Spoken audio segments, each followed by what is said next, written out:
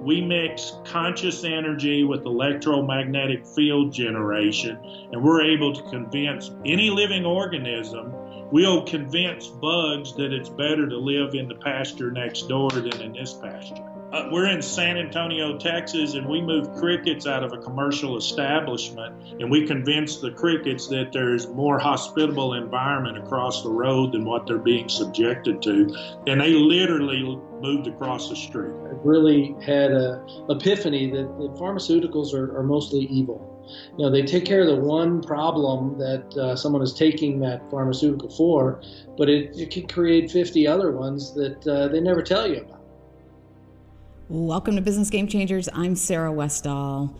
Today I have a treat. We have Phil and Max back, our scientists they've actually been invited to be with the most likely 100 scientists in the world to change the world.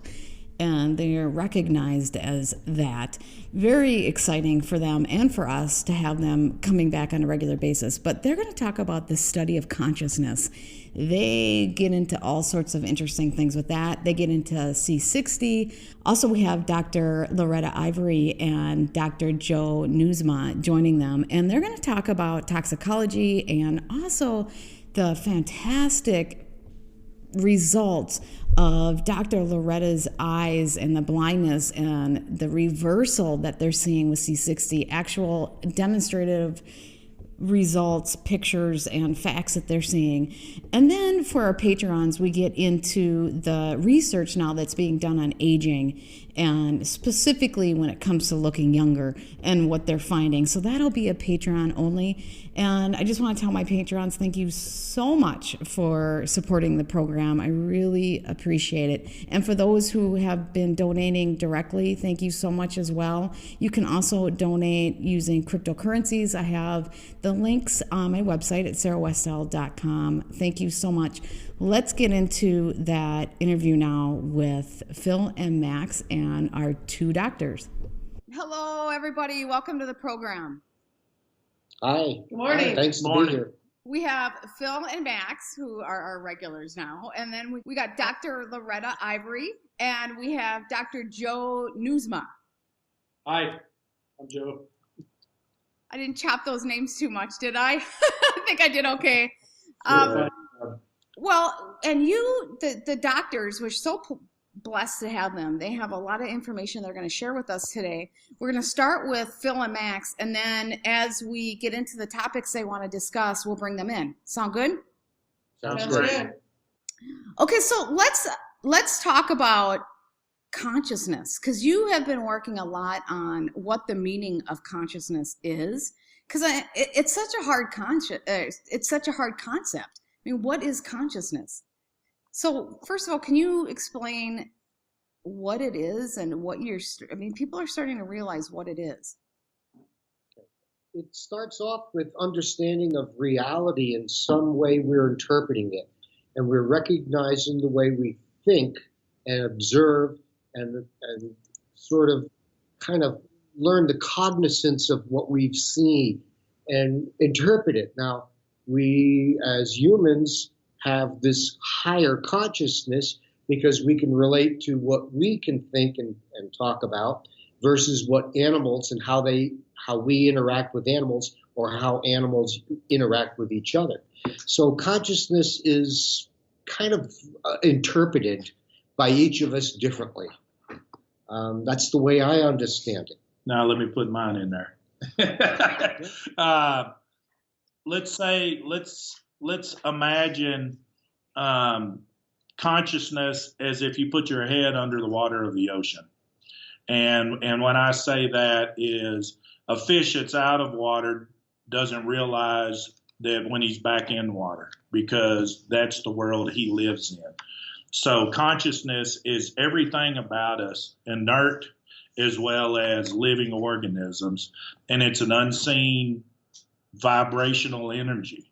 And with that being said, it's always uploading. It's always collecting data.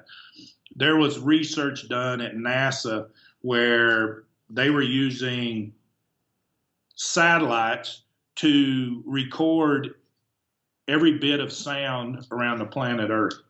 And they started picking up certain bits of sound, and because sound never dissipates, it only creates half-life. And as they were picking up these bits of sound, they, in a certain bandwidth, they started putting it together, and they've reconstituted speeches of ex-presidents from hundreds of years, 100 years ago. Yeah, Lincoln's Gettysburg Address. Lincoln's Gettysburg Address. This is not just public knowledge. So that information is floating free. So your information that we're discussing here today is forever going to be in space. It's and recoverable. And recoverable.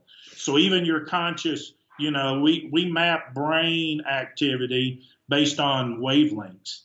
And those wavelengths are creating unaudible sound. In other words, it's frequency in the air. Well, that frequency is feeding consciousness. Well, how did they isolate Lincoln's speech? You know what I mean? How did they get the whole thing? They started picking up bits and pieces from these satellites that are circling the planet, covering the entire planet, and they were looking at different bandwidths, different tones. I'm trying to make it where most people can understand it. They were looking at certain tones, let's say, and taking all the tone, all the bits that were that tone and putting them in together, and they started realizing that they were accumulating speeches, sounds, discussions from years past. And they started isolating them. I mean, can we get to the point where we don't need the NSA data? We have everything already? Well, they have everything already. But you know what I mean? It's a big database, but we don't really know how to isolate stuff to that degree. All past stuff. That's crazy. Now, do we have anything in the future? Or don't we know because we don't even know what we're looking at? I don't know that we know what we're looking at.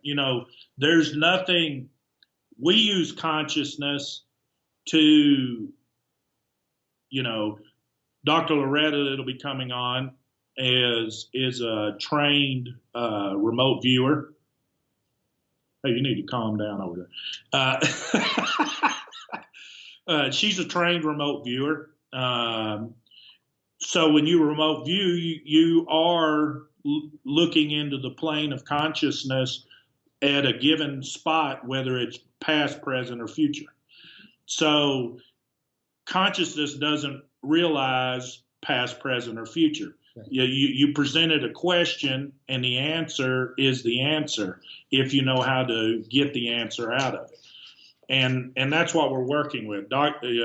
Adam Curry that worked at Peer Institute at 17 or whatever, and works with us and has gone on videos talking about the C60 and how it affects consciousness and amplifies consciousness.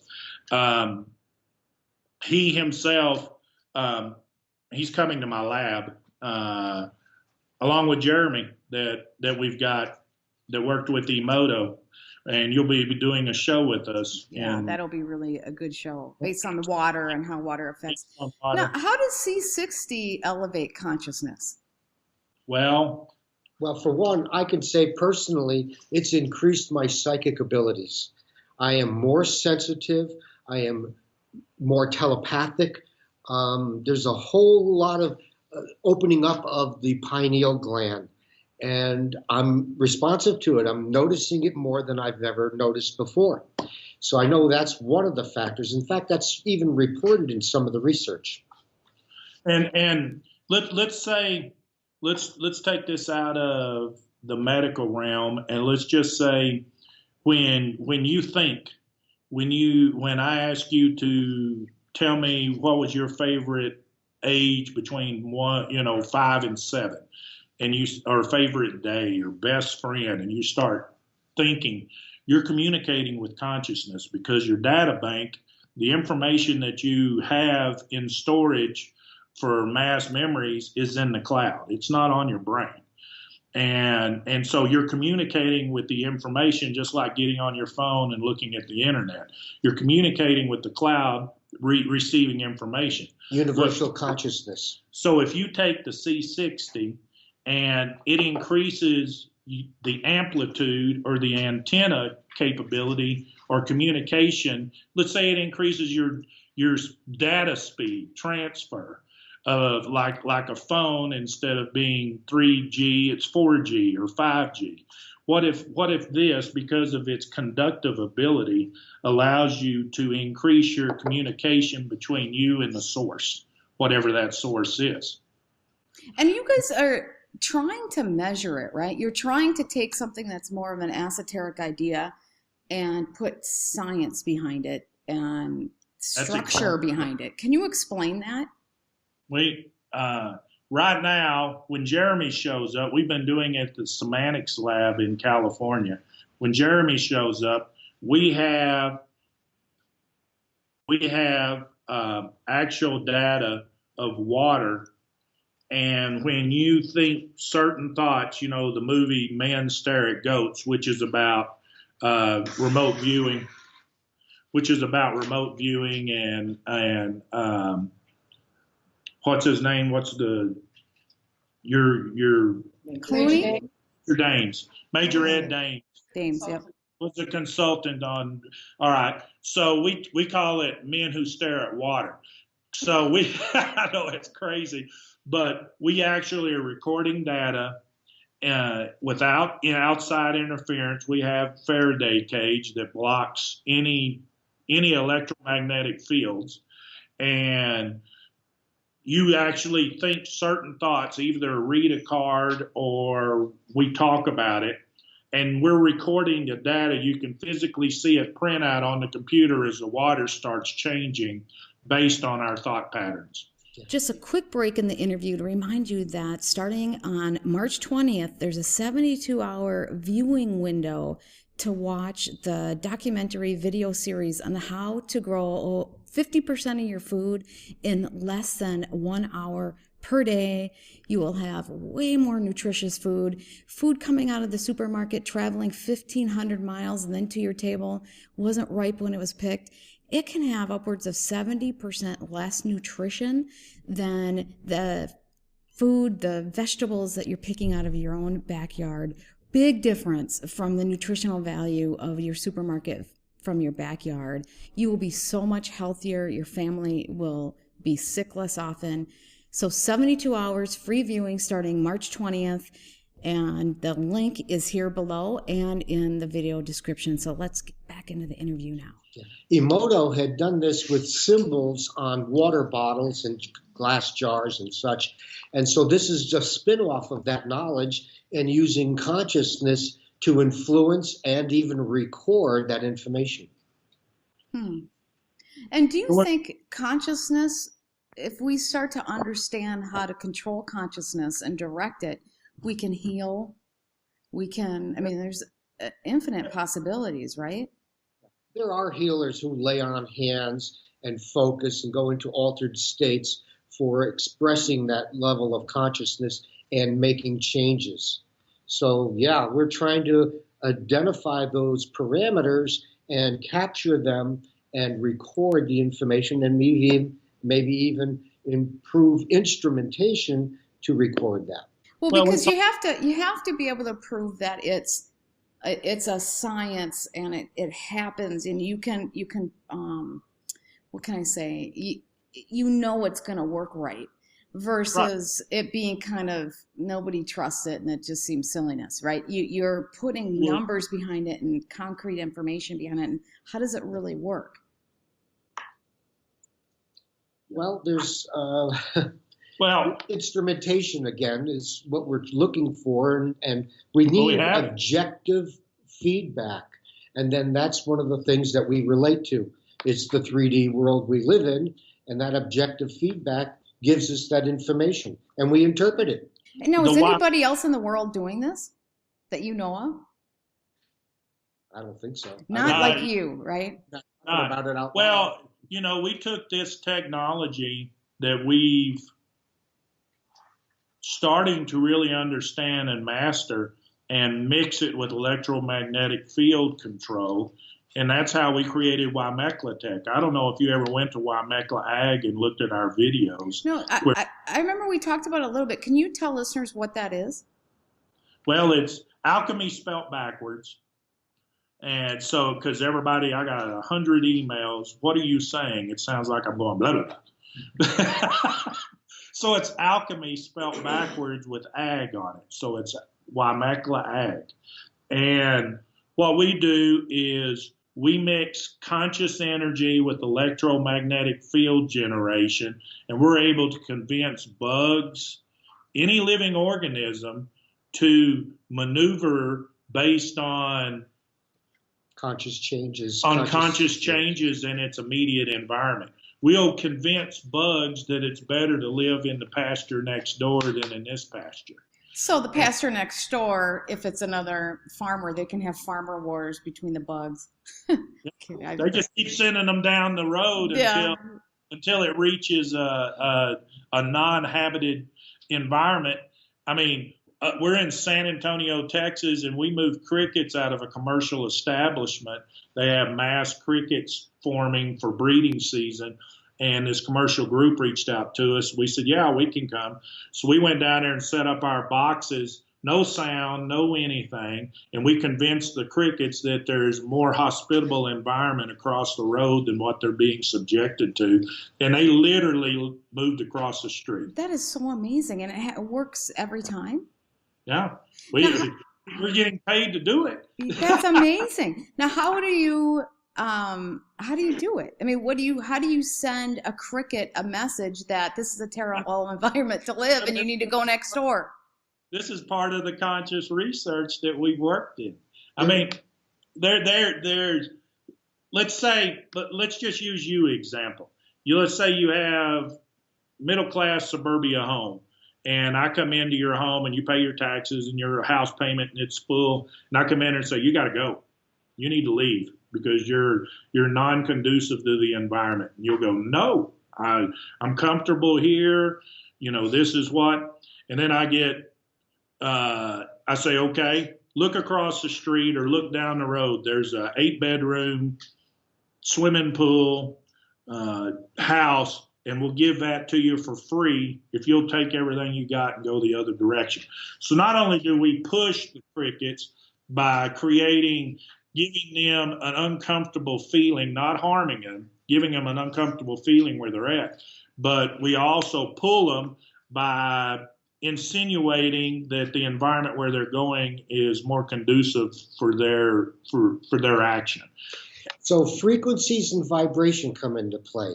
So what we identify as a frequency that they're operating on, and either influence that frequency, change it, or make it objectionable to have where they are, so they don't feel comfortable and they move on, and then you can direct that moving on. Again, frequency and vibrational energy is where we're working with. And it's conscious. Now, is it your thought? Do they understand your thoughts in the way that we think? It's just like if I think this is terrible, would they understand that thought?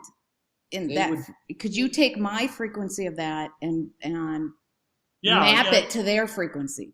Well, consciousness is not, I wouldn't say international interpreter. I would say it's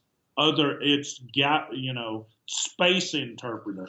You know, a ghost or whatever you would call an entity in another dimension that speaks Russian. It's irrelevant, because when you think a thought, you don't think it in Russian, you don't think it in anything, you just think the thought. Does that make sense? You know, whether you love something, whether you desire a hamburger, it doesn't matter. You're not putting a religious connotation, you're not putting a English, Spanish, you're thinking of the thought. It's irrelevant. That's not a language. It's universal. It's universal. That feeling, that emotion is universal. And when you convert it to something, whether it's virus all the way up to bug or even farm animals, we're able to move cattle from lots to lots. We're able to move goats. It's really birds. They're all smiling. Do you see humans being manipulated in that way? They can. Yes. They can. Do you see it happening? And now that you know that you can do it, do you see it kind of happening? Going, wait a minute, they're doing something is doing this to us. It seems that the government finds ways of weaponizing any technology, but we don't go there. One of the examples I wanted to mention was our interaction with our pets. When we use certain words, they become familiar, but it's the attitude, it is the consciousness that we're conveying to the animals, and they pick that up. That is some communication, and that's generally what we're dealing with in this whole, and now we just expand it and sort of amplify it into other areas using that same conscious behavior, Have you ever done any research on Dr. Valerie Hunt? She was at UCLA. She's passed away, but they physically recorded vibrational energy and also the light spectrum, the energy field. You could put an esoteric label of aura or whatever the case may be on it, but the actual electromagnetic field around living organisms and how they amplify. Not 1 + 1 is 2, but exponential, just quantum, just because hugging each other, you in close proximity to somebody you really care about, or a dog. And Dr. Valerie Hunt worked for UCLA for 18 years researching this and proved it beyond a shadow of a doubt. But they literally just let the information sit stagnant without taking it public. Well, I know that the Eastern medicine, there's tools now that some of the master healers are using to be able to measure the energy going through your body and the increasing of it or decreasing it, and actually using it as a healing tool. Oh, yes. Mm-hmm. Oh, yes. Dr. Loretta's into that. That's her realm.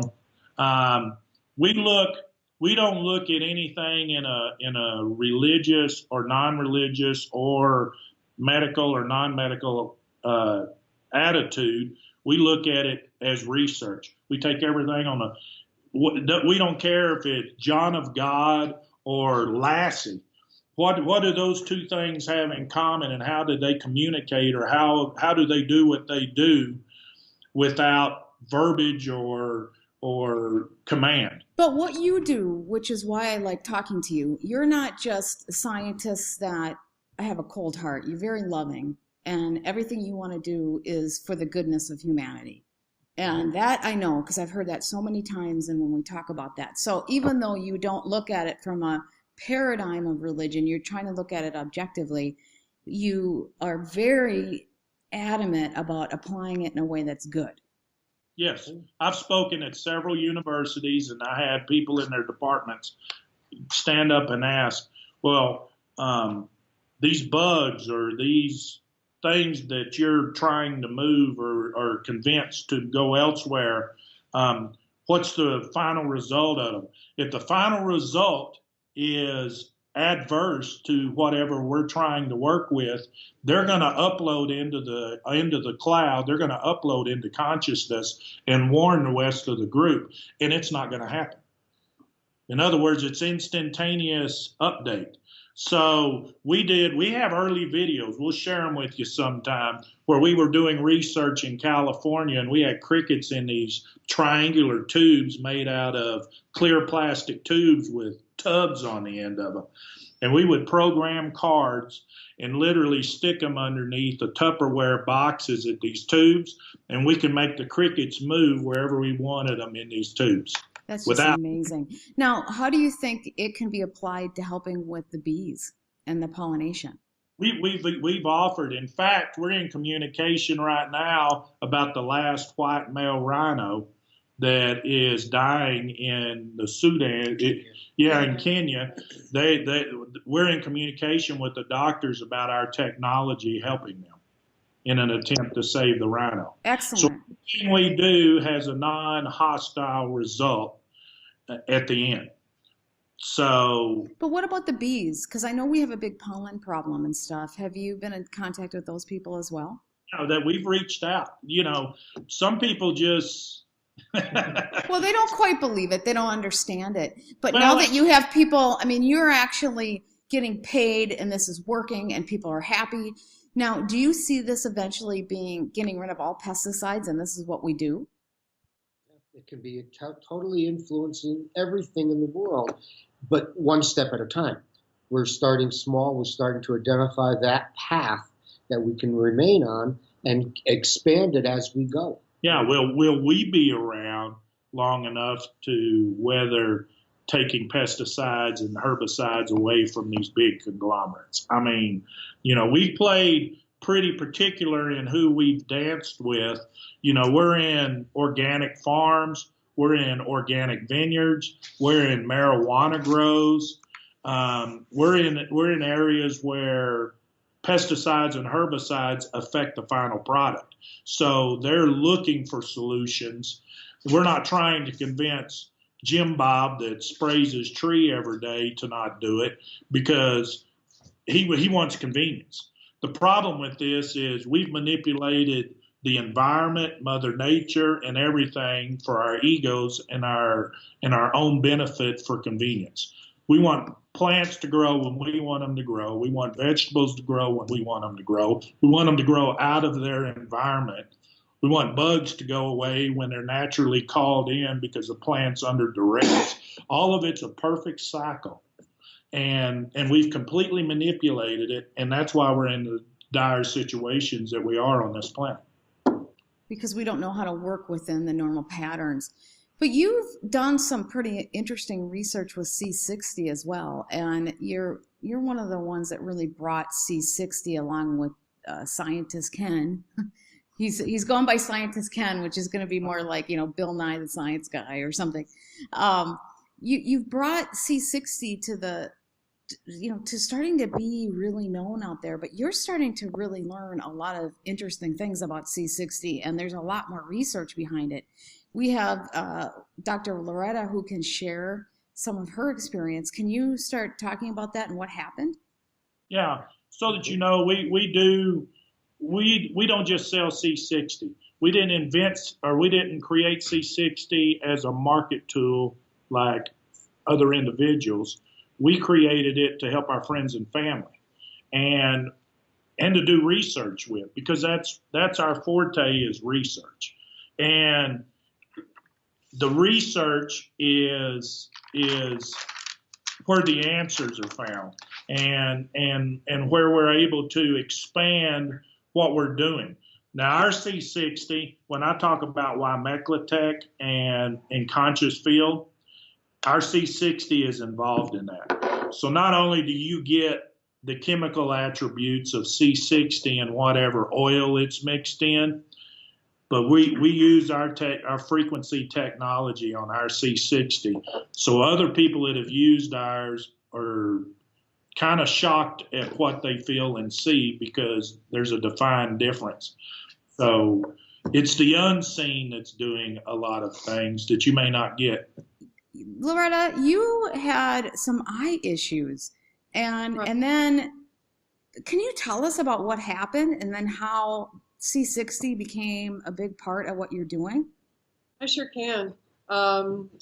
Back in, I think, 2012, I think the earliest pictures I have are 2013, I was diagnosed with macular degeneration, which is the leading cause of blindness in the world in people over 50.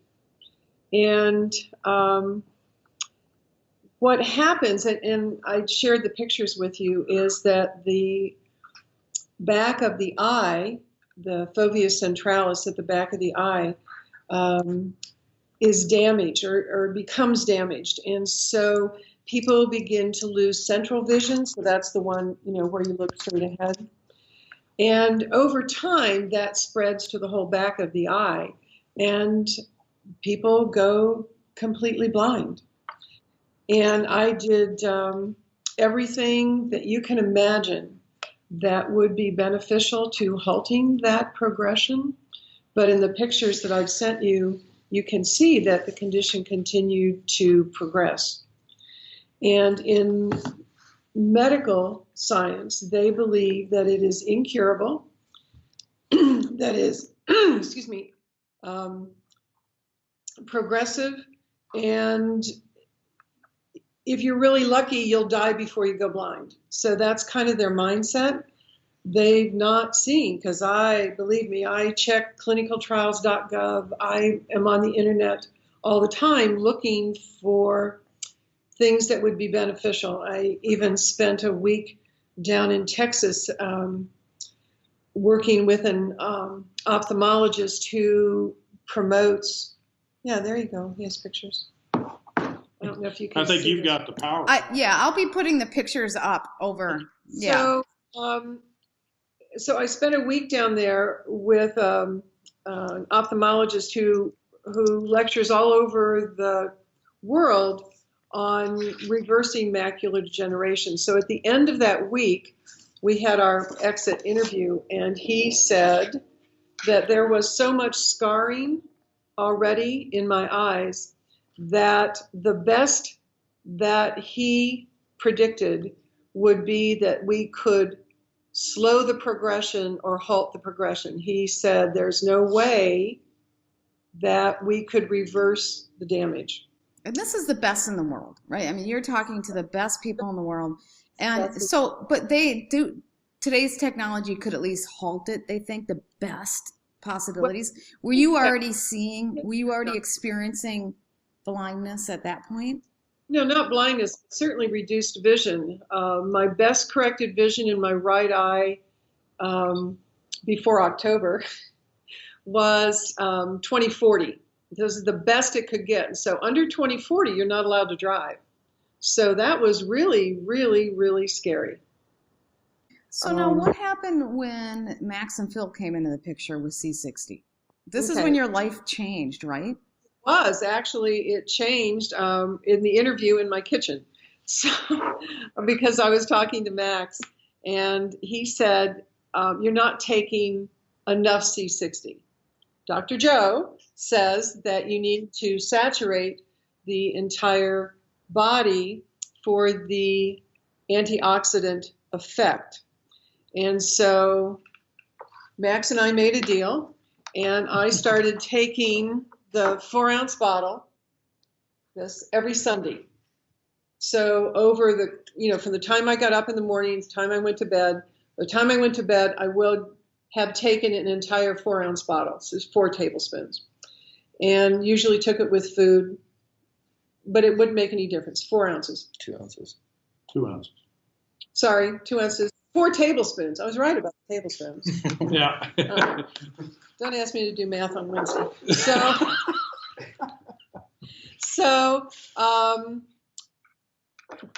And you have the pictures of that. Within a month, we began to see significant changes. In fact, so significant that when I went in for my next visit, my next set of pictures, without even saying hello to me, the retinologist said, "What have you done different since the last time I saw you?" And she had this like hard-edged voice, it's like, "What have you been doing?" And so I told her, and she said, "Oh, well, it can't be that because I don't know anything about it." Okay. She doesn't know anything about anything that fixes it. So what could it be? It was a miracle, or an artifact. And so as we continue to take pictures since October, the last time I had pictures, which was a couple weeks ago, I have more scheduled in 2 weeks, she looked at the dramatic reduction in the distortion of the visual field. It's drusen. I think it's on one of those pictures. It is. And she looked at that and she said, and she's kind of nodding. She has her hand on my shoulder and she's being really supportive. "We need to talk about the plans for that right eye." And I knew where she was going because in the medical field, when those distortions go away, it means the eye is dying. So As far as she was concerned, she was getting ready to give me, gee, I'm sorry you're going blind lecture. Okay. And so I knew where she was going. So I jumped in before she had a chance to go there. And I said, you're darn right we have to talk about it because my vision has so improved. It's 20/20 with glasses now. And what did she say? She looked at the pictures again. She looked at me and we moved right on. We didn't stop. No discussion, no conversation. So now where is it at now with her, or are you not seeing her anymore? Oh, no, I am seeing her. We're still dealing with some issues in the left. But, it's not within her framework. It's not her worldview. Her worldview says it's progressive and incurable. It's not reversible. So no, but at this point, we have scientific proof that yours has reversed. Now, one eye now what's going on with the other eye? Is it slowly getting better too? It is. The left eye has a slightly different diagnosis, has a diagnosis of wet macular degeneration. It's a much more serious, much more fatal to the vision diagnosis. And what is entailed there is that probably because of lack of oxygen in the eye, the body responds by doing something called neoangiogenesis, which is creating new blood vessels. The problem is they aren't strong blood vessels. They're like wimpy blood vessels, and they bleed.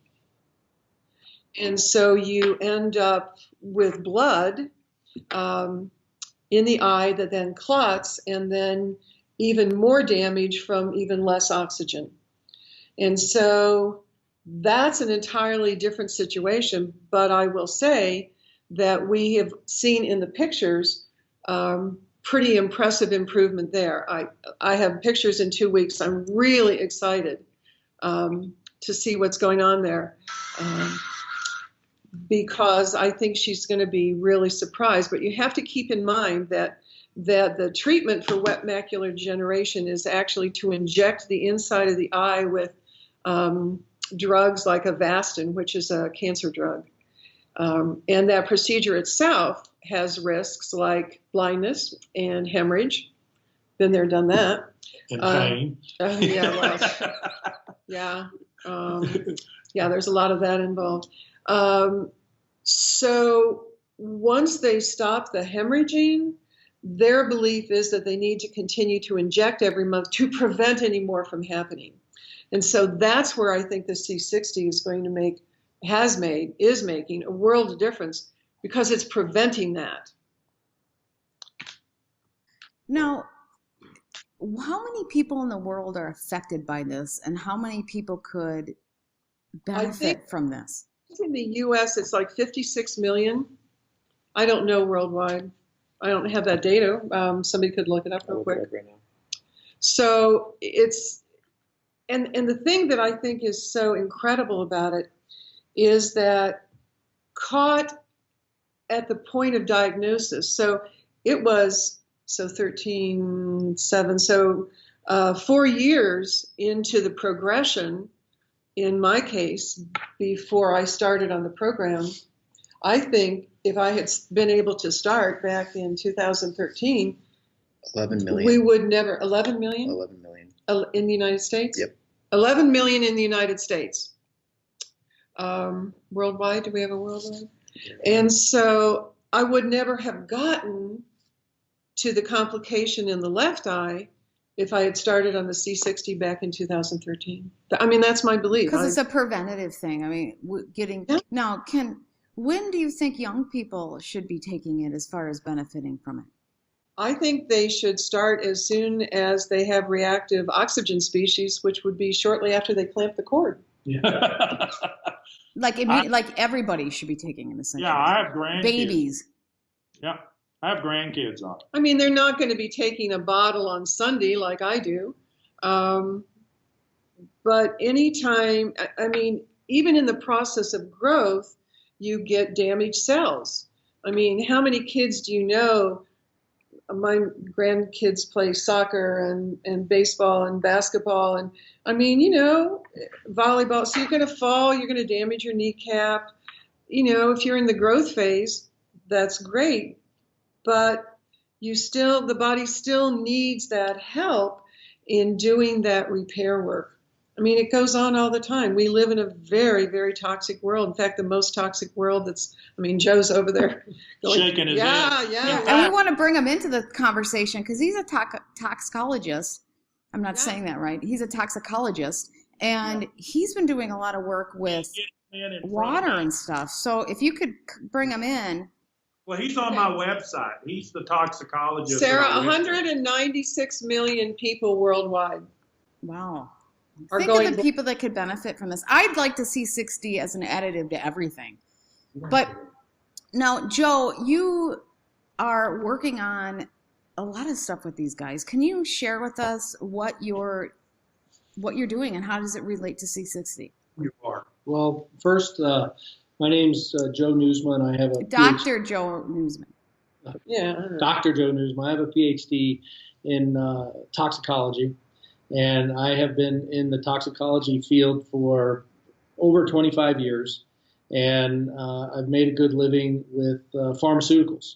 However, recently, probably in the last 5 years, I've really had an epiphany that pharmaceuticals are mostly evil.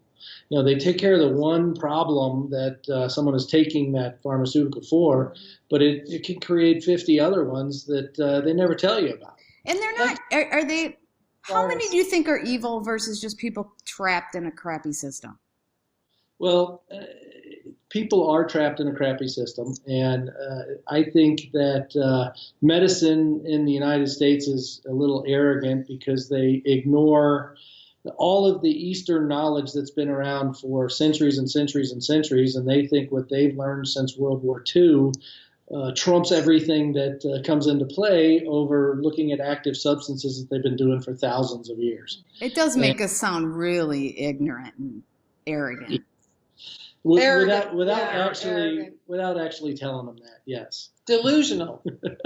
But I met Max in back in the days where we were doing some really cool things with energetic manipulations and electronics. And Max was a guy that came into my realm and said, well, you guys have this problem. Just give it to me. I'll solve it, and I'll let you know when I'm done. Took it and ran with it. Since that time, started doing basically toxicology, occupational toxicology, protecting workers that are making these drugs.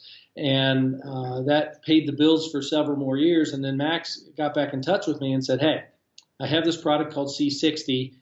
Why don't you look it up and do some research and tell me what you think and see if you can write a testimonial about how this works, why it's good, and why people should take it. And so I did that, and I was the first testimonial on his website that said C60 is something that everybody on the face of the earth could potentially benefit from. And I am still thoroughly convinced that it's all about oxygen radical scavenging. And oxygen radicals are a side effect of breathing. So Dr. Ivy is absolutely correct that as soon as you clamp that cord, you can benefit from C60 because everybody that breathes is generating oxygen radicals. And oxygen radicals tears up living cells like nobody's business. It's like a bulldozer driving through a cornfield. Something's going to get damaged. And the body has extreme repair capabilities to go back and correct most of that damage.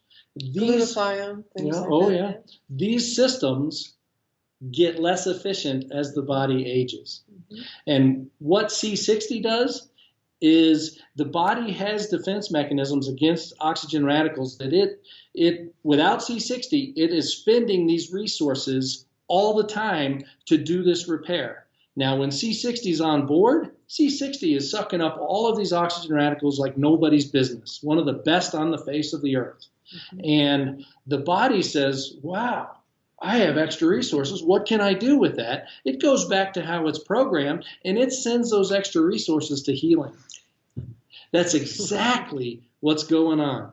And the body knows where it needs to be healed. In Dr. Loretta Ivy's case, it's her eyes. Do you think that our body would not be breaking down so fast as well? Like, because you say it's working overtime trying to solve these problems with oxygen damage. Now, if it didn't have to do that from the time that we were babies, do you think it would it wouldn't break down as fast, and so it could heal for a lot longer. Yeah, that's what the rat research showed. Absolutely. The modern human lives in a toxic soup. Dr. Loretta Ivory said that already. And the easiest, simplest way to explain it is, if every day you're exposed to 10 things that are going to hurt you, would you be better off if you removed one of them? How about 2? How about 3? It's that simple. C60 helps to do that. And then it realigns the body's resources to healing. And when you can do that, it sets your body up for success. Your body knows what it needs to do. Mm-hmm. That's why clean eating helps. That's why giving it the building blocks to make what it needs to make helps. That's why staying away from GMOs helps. That's why getting chlorine out of water helps. That's why not having fluoride in your water helps. That's why staying away from damaging electric fields helps. It's all part of the toxic exposure that the more and more you can eliminate, the better off you're going to be. That's why I've helped lots of people with this. As we age, we tend to get on more and more pharmaceutical products. I've looked at people's pharmacologic profiles and taken a history and said, this is what you're taking for this, and this is what you're taking because this is what this does to you, and so on and so forth. What you need to do is you need to take these options back to your physician and say, I need to get off of this, this, and this, and reduce this. And I've changed people's quality of life by just getting them off of drugs. Mm-hmm. Drugs are just killing us, aren't they? I mean, I just did a report showing it. We have the overdoses are off the charts. 1 in 6 people in the country are on psych meds. You know, people that are addicted to painkillers, not to mention the drugs on the street, like cocaine and everything else. Different show. And from my perspective, like if you have somebody with arthritis and you're taking an NSAID for that, some non-steroidal anti-inflammatory, the only thing that's going to help is the pain. It isn't going to fix the problem. You know, you've got to go in and bring in some heavy-duty stuff to fix the problem, or the degeneration of the joints is just going to continue, kind of like my eyes. Right. You got to realize that pharmaceutical companies aren't interested in curing anything. They're interested in creating customers. Selling. Yeah. Yeah, and the government that is supposed to be there for the good of the people, it's just lost its focus, and we're in a hard time. But you're working on some things to deal with chlorine in water, right? Because a lot of cities, I know in my area, some cities will do no filtering whatsoever and just add chlorine. Yes. And that's not good for you. What does chlorine do to your body? Well, chlorine is corrosive. And I see what chlorine does to the inside of pipes and water tanks and reservoirs. And if chlorine can dissolve iron, glass, what can chlorine do to living tissue? I mean, it's a harsh chemical. Anybody that swims for their exercise, they can feel it build up in their hair. They can feel it on their hands. They can see. I mean, you can feel the chlorine in the pool when it's out of balance because it eats you alive, and it's terrible. Is it worse than fluoride though? Different thing. Fluoride's a different thing. Fluoride, the way I describe fluoride is that it has a much greater affinity for every spot in your body that likes calcium.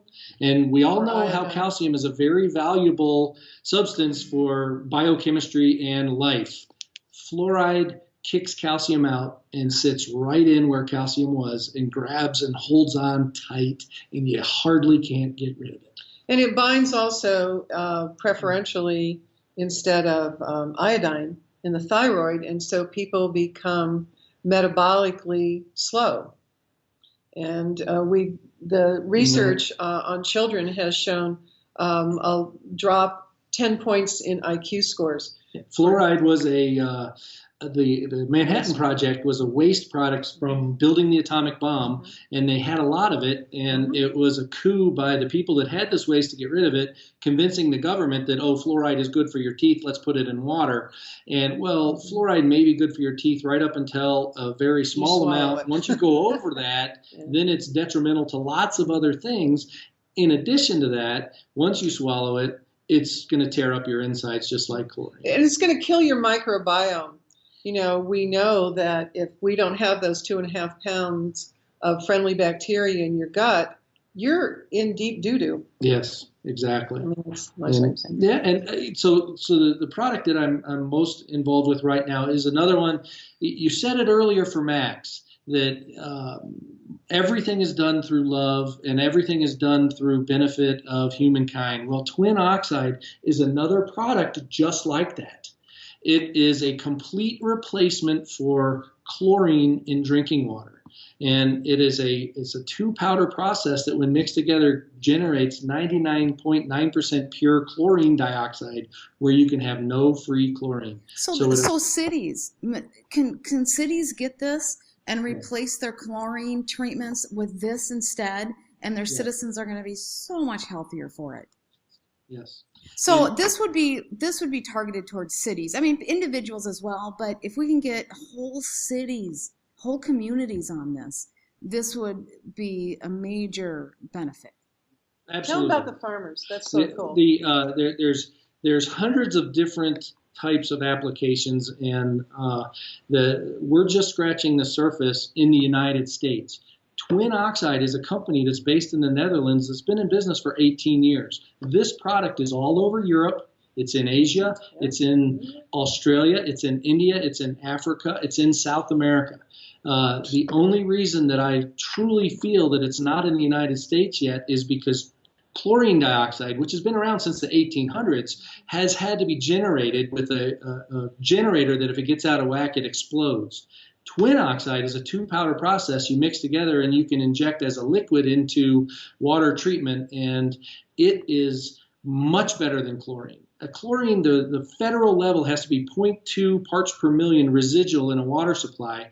We can do the same job at 0.05. So why wouldn't they be switching this out? Why wouldn't some of the cities, that are around me or all over the country go, I want this? Is it cheaper?